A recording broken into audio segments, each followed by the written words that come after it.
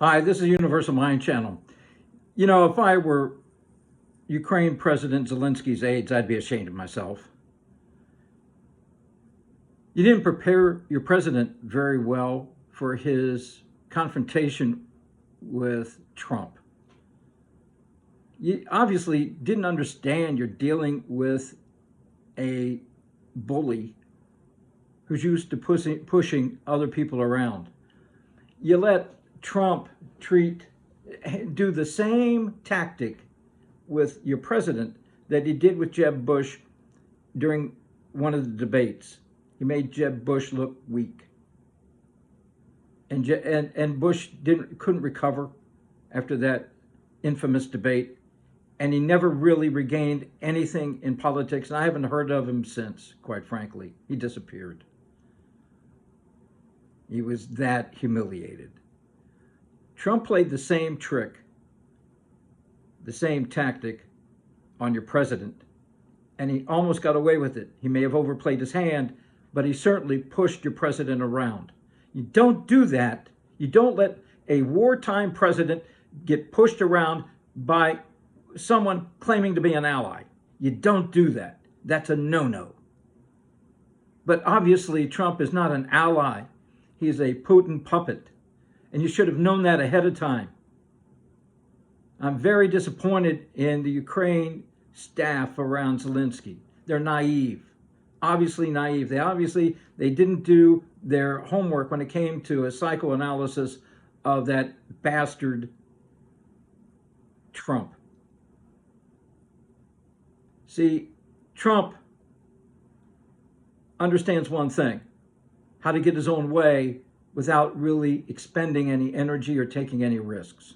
He has other people do the risks for him. Other people go to jail, not him.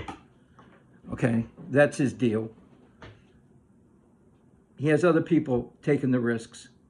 All he does is talk and yell and attempt to bully, but it's a hollow bully.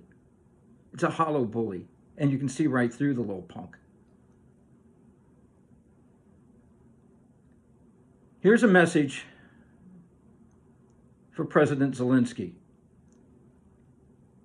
Trump claims he's got the cards and you don't. He's wrong. It's a lie. You've got the cards. He has none. He wants you to think he's got some, but Trump has never had a day in the military in his life. He's never fought a war like you have and are. All he's done is talk his way through everything. You're the one that's fighting the war. You're holding the cards. You don't even know it. You're holding all the cards. You know what cards you're holding? Every dead body of a Russian soldier in the Donbass and Kursk. Those are the cards that you hold, and you hold them in your hand. Putin knows it, or should. I don't know if Trump does or not. He's too full of himself to realize he's holding nothing but hot air. If I were you,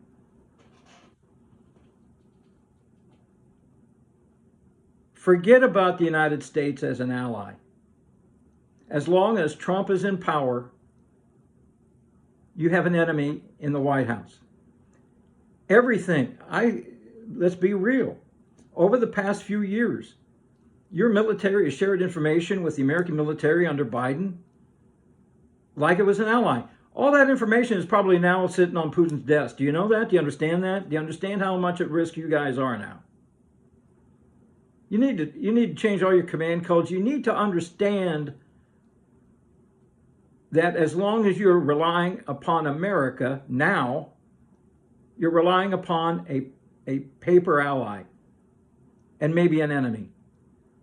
Quite possibly an enemy, because Trump is Putin's puppet, has been, and always will be. Why? We'll never know.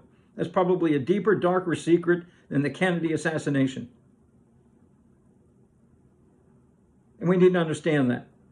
And Mr. Zelenskyy, you do too. How do I know all this? I got a master's degree in international relations. My thesis was on counterterrorism. And that was before I became a lawyer. So I'm not talking from ignorance here. I'm talking from a basis of the understanding of power and the application of power. And if you don't apply it, it's going to be applied to you. And it got applied to you in that press conference, didn't it, sir? You need to man up. And your first step needs to be publicly establishing that you are now ignoring everything Trump says. He has nothing of value for you and your nation. Your only hope, be real, your only hope is Europe and your own ability to independently defend yourself. And if you feel that you've got to go nuclear, build up, regain a nuclear capacity, do it.